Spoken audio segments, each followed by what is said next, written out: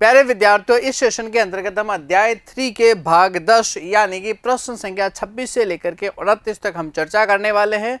शुरुआत करते हैं प्रश्न संख्या 26 से। क्या कहता है?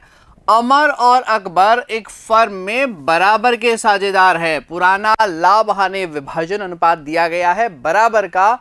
एंथोनी एक नए साझेदार के रूप में प्रवेश करता है और नया लाभ हानि विभाजन अनुपात 4:3:2 है। पुराना दिया गया है बराबर का, नया है 4, 3 और 2।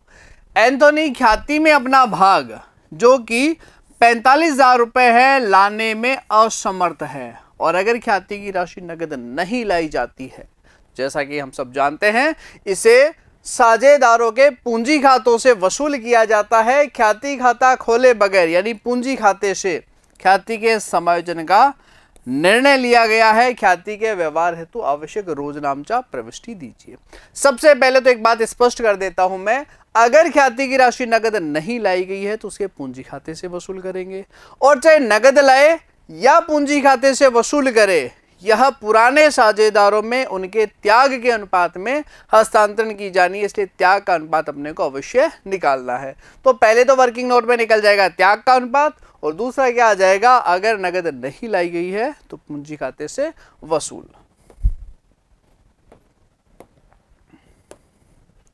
पहले हम निकाल लेते हैं त्याग का अनुपात।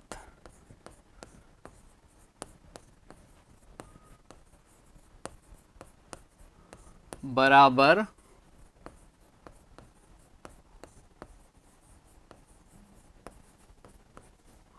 पुराना अनुपात माइनस नया अनुपात।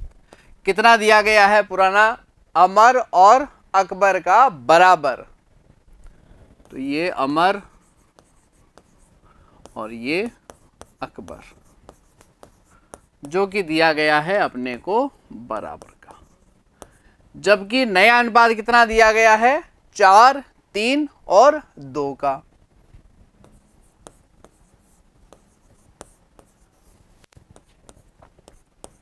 एलसीएम लिया 18, 9 को 1 से गुणा की 9, 4 को 2 से गुणा की 8, ये आ जाएगा आपका 1/18। एलसीएम लेंगे 18, 9 को 1 से गुणा की 9, तिरछी गुणा करते हैं ना, 3 को 2 से गुणा की 6, माइनस है, घट जाएगा 3/18, ये आ जाएगा 1:3। और दूसरा नोट क्या आ जाएगा? अगर नगद नहीं लेकर के आ रहा है तो पूंजी खाते से वसूल। कितना है? 45,000 रुपए। अब देखिए स्पष्ट, एंथनी ख्याति में अपना भाग जो कि 45,000 रुपए है, यानी ख्याति में एंथनी का भाग 45,000 है। अगर फर्म की गुडविल दी होती तो एंथनी का हिस्सा 2/9 निकालना होता। यहां पर एंथनी का हिस्सा स्पष्ट रूप से लिखा गया है, तो 45,000 जो है उनके पूंजी खाते से वसूल कर लेंगे। और अनुपात कौन सा है? अनुपात जो दिया गया है वो है 1:3। तो 1:3 में कितना आ जाएगा? 4 का भाग लगा देंगे, 1, 11, 250, और इसमें कितना आ जाएगा?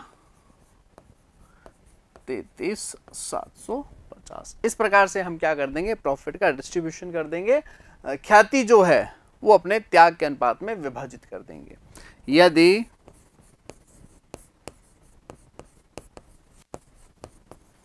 नए साझेदार द्वारा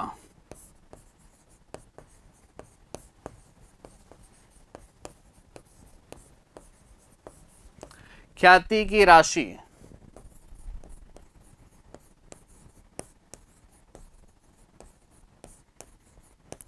नगद में नहीं लाई जाती है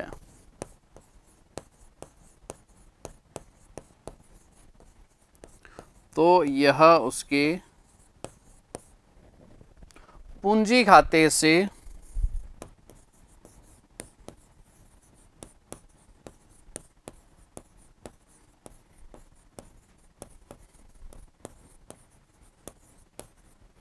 समायोजित की। क्लियर है यहां तक? चले अगले प्रश्न की तरफ। नेक्स्ट क्वेश्चन देखिए क्या कहता है।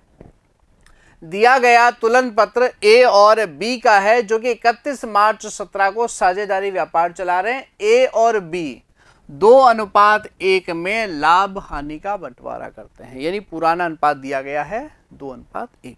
ये आपको बैलेंस शीट दे रखी है, कैश, बैंक, देनदार, stock, plant, building, VP, creditors, ये सारी की सारी पूंजी अपने को बैलेंस शीट दी गई है।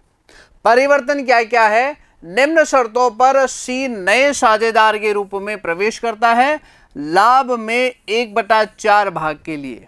सी 1 लाख रुपए पूंजी और 60,000 रुपए ख्याति में अपने भाग के लिए लाएगा। तो जो पूंजी लेकर के आएगा उसके लिए एंट्री होती है bank to C's capital 1 lakh, और जो गुडविल लेकर के आएगा उसके लिए एंट्री होगी बैंक टू गुडविल 60,000 और goodwill to old partners capital यानी ए और बी 2:1 में। क्योंकि जब तक प्रश्न में सूचना नहीं हो पुराना अनुपात ही त्याग का अनुपात होगा। आगे लिखा है प्लांट का मूल्य 1,20,000 रुपए आंका गया, भवन के मूल्य में 10% की वृद्धि।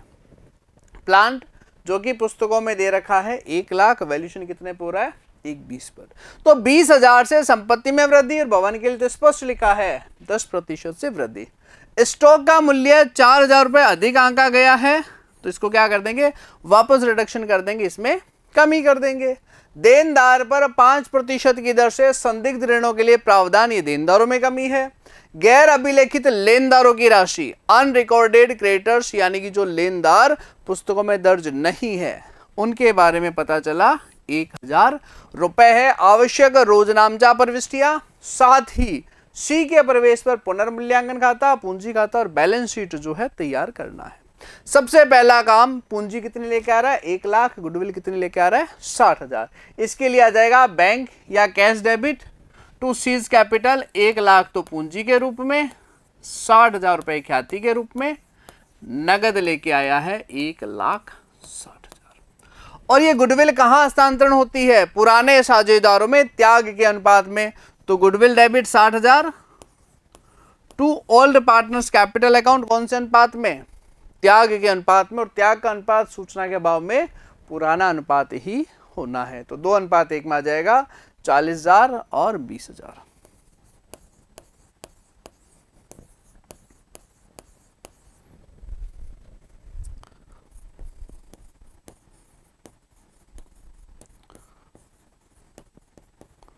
सूचना के अभाव में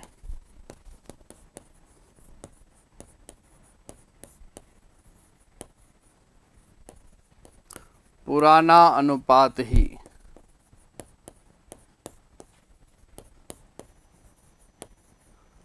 त्याग का अनुपात होगा। जो ओल्ड शेयरिंग रेशियो है, जो पुराना अनुपात है, वही क्या आ जाएगा आपका त्याग का अनुपात। अब बारी आती है रिवैल्यूएशन के संदर्भ में।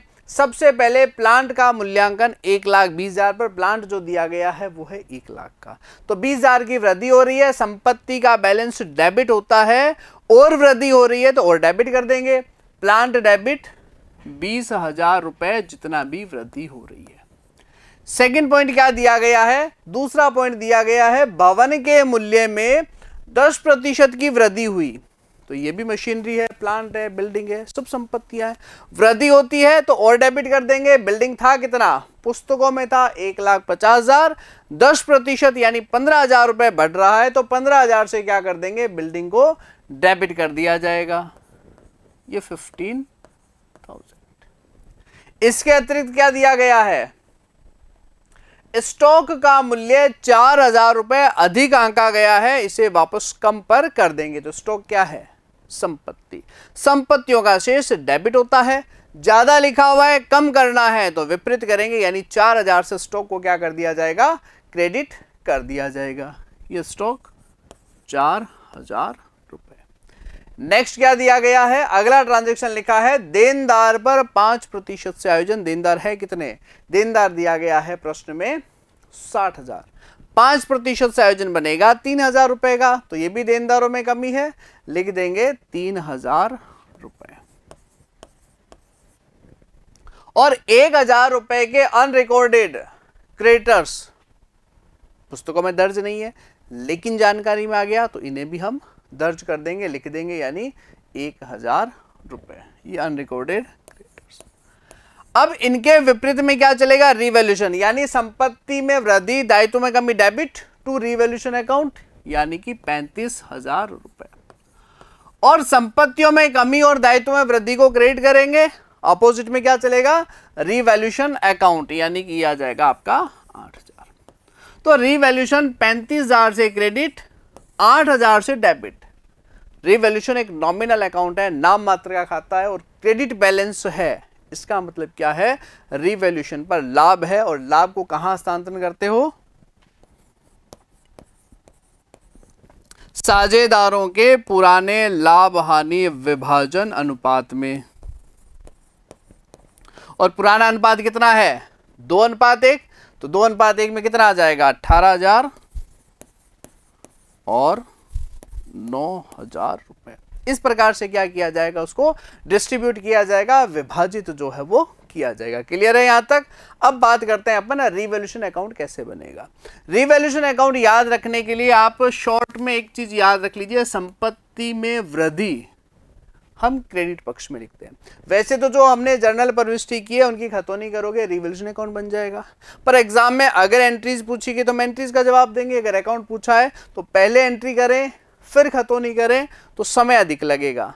सीधा अपने को क्या ध्यान में रखना है, संपत्ति में वृद्धि क्रेडिट पक्ष में लिखेंगे, तो कमी डेबिट पक्ष में, दायित्व अपोजिट है, कमी यहां आएगी और वृद्धि जो है वो डेबिट पक्ष में आएगी। तो क्या क्या इंफॉर्मेशन दे रखा है, प्लांट जो है वो कितने से वृद्धि बता रहा था, एक 20 पर वैल्यूएशन किया था, यानी 20,000 की वृद्धि, ये 20,000 रुपए अपन प्लांट में लिख देंगे।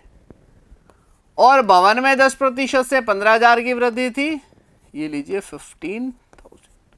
और क्या सूचना थी, स्टॉक 4,000 रुपए अधिक आंका हुआ था, ये लीजिए 4,000 से कम।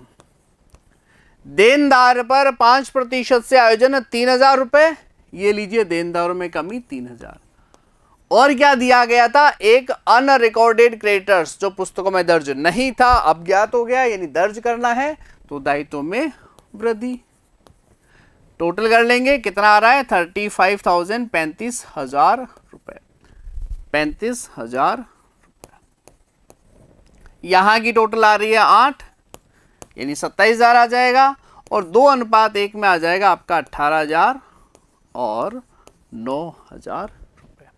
अब क्या करना है अपने को कि ये जो रिवैल्यूएशन का जो लाभ और हानि होता है कौन से अनुपात में जाता है, पुराने अनुपात में, यह भी ध्यान में रखना है। पुनर्मूल्यांकन पर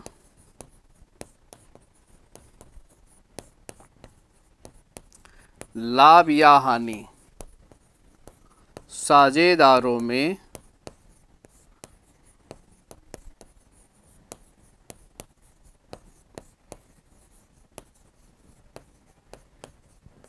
पुराने अनुपात में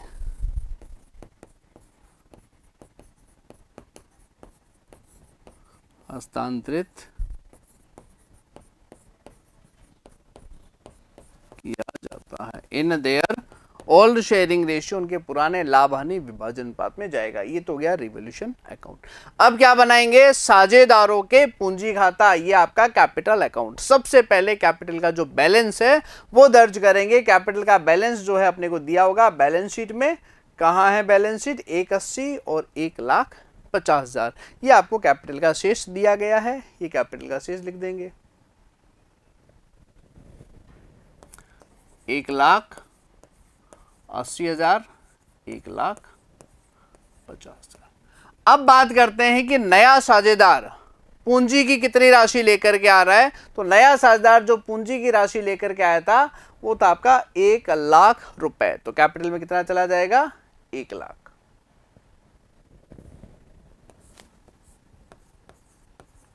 और जो गुडविल की राशि लेके आया था 60,000 रुपए, वो पुराने साझेदारों में त्याग के अनुपात में गई थी 40 और 20। तो बाई गुडविल 40 और 20, ये 40,000 और 20,000। फिर बात करेंगे पुनर्मूल्यांकन यानी रिवैल्यूएशन पर लाभ या हानि 27,000 का हुआ था, जिसको हमने हस्तांतरण किया था 2:1 यानी 18,000 और 9,000, यह भी ट्रांसफर कर देंगे। इसके अलावा अगर बैलेंस शीट के अंतर्गत किसी प्रकार का रिजर्व सरप्लस पीएनएल का बैलेंस होता तो उसका हस्तांतरण करते, वो नहीं दिया गया है। क्या कर लेंगे, कैपिटल का बैलेंस निकाल देंगे, शेष निकाल देंगे। कितना आएगा शेष कैपिटल का, देखिए टोटल आ जाएगी 180 और 40 220 यानी कि 2,38,000 रुपए। 150 70 179 और ये आ जाएगा आपका 1,00,000 रुपए। ये इस प्रकार से क्या निकाल दिया जाएगा, कैपिटल का बैलेंस कितना, यहां पर भी यही टोटल लगा देंगे 2,38,000 179 और ये आपका आ जाएगा 1,00,000। बैलेंस भी यही आ जाएगा क्योंकि अन्य कोई मद डेबिट पक्ष में नहीं है। 2,38,000 179 और आपका आ जाएगा 1,00,000 रुपए। इस प्रकार से अपने को कैपिटल का बैलेंस। अब बनाना क्या है, बैलेंस शीट यानी चिट्ठा जो है वो किस प्रकार से बनाया जाएगा। तो जो मदों में परिवर्तन है केवल वही मदें अपने को लिखनी है। यानी कैपिटल तो अपने सामने अभी अपने ने निकाला ही था, कितना था 238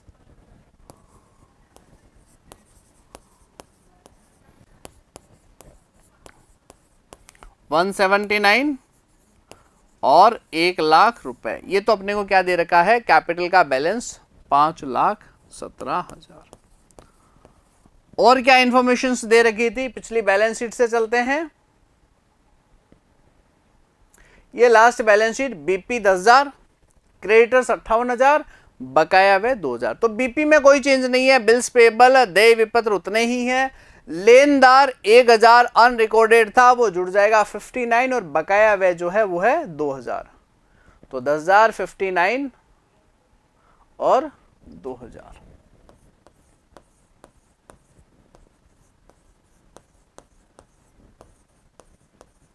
$59 कहां से आए, 58,000 तो ऑलरेडी थे, 1,000 अनरिकॉर्डेड ज्ञात हुआ, ये आपका आ जाएगा 59,000।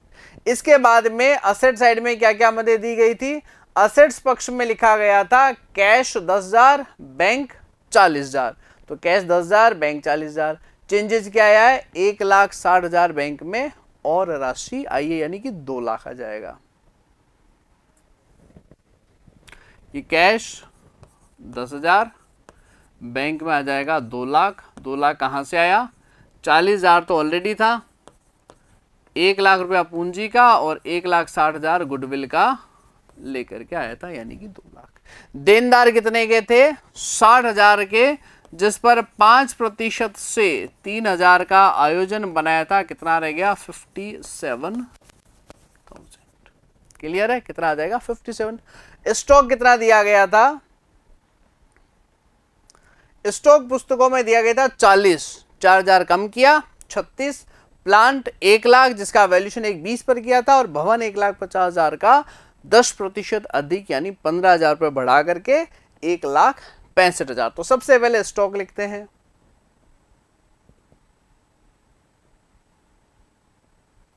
स्टॉक दिया गया था 40,000 जिसमें से 4,000 हमने कम किया, ये आ गया 36,000 रुपए। प्लांट का मूल्यांकन कितने पर किया था, 1,00,000 के स्थान पर 1,20,000 पर। भवन में 10% की वृद्धि, तो 10% यानी 15,000 रुपए प्लस किया 1,65,000। इस प्रकार से जो अपने ने बैलेंस शीट तैयार कर दी 10, 69, 71 और ये आ जाएगा 5,88,000 रुपए टोटल। इस तरफ की भी टोटल कर देंगे, 2 10 2 67 5,88,000 रुपए। ये बैलेंस शीट तैयार हो जाएगी। संपत्ति में वृद्धि है, डेबिट टू रिवॉल्यूशन अकाउंट, कमी है रिवॉल्यूशन डेबिट टू संपत्ति, दायित्व उल्टा चलेगा। वृद्धि होने पर लायबिलिटीज टू रिवॉल्यूशन, कमी होने पर revolution to liabilities account. Clear है। आगे देखिए क्या लिखा है, लीला और बीता साझेदार है, लाभ हानि अनुपात दिया गया है 5:3। आगे लिखता है अप्रैल 2017 को ओम को फर्म में प्रवेश देते हैं नया साझेदार ओम। ओम के प्रवेश पर लीला और मीता के तुलन पत्र यानी बैलेंस शीट में सामान्य संचय 16,000 व लाभ हानि खाता 24,000 रुपये जमा रुपए दर्शा रहा है। ओम के प्रवेश पर उपरोक्त मदों के व्यवहार हेतु आवश्यक रोजनामचा प्रविष्टियां दे। लीला, मीता और ओम के मध्य नया लाभ विभाजन अनुपात जो है वो है 5, 3 और 2। देखिए, अवितरित लाभों और हानियों के संदर्भ में हमने जानकारी ली थी।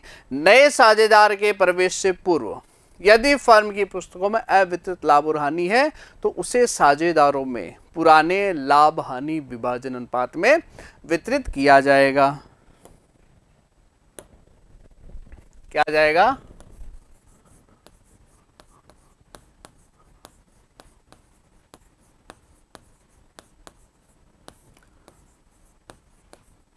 नए साझेदार के प्रवेश से पूर्व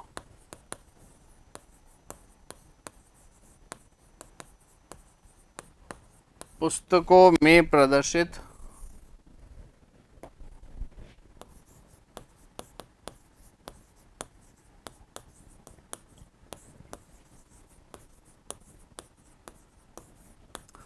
अवितरित लाभ, संचय या हानि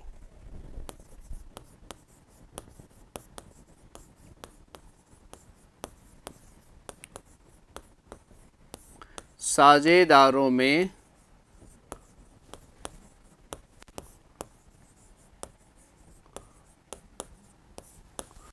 पुराने अनुपात में वितरित किया जाएगा। क्लियर है? कौन से अनुपात में जाएगा? Old sharing ratio. तो कितना दिया गया यहाँ पर? 16,000 का प्रॉफिट, 24,000 रुपए का P&L क्रेडिट, यानी यह भी लाभ दे रखा है। तो 16 और 24 कितना हो गया? 40,000। 5:3 में इसका हस्तांतरण कर दिया जाएगा। प्रविष्टि क्या आएगी? General reserve account debit, P&L account debit, to Leela, to Meeta. कौन से अनुपात में? ओल्ड शेयरिंग रेशियो, जो कि 5:3 है।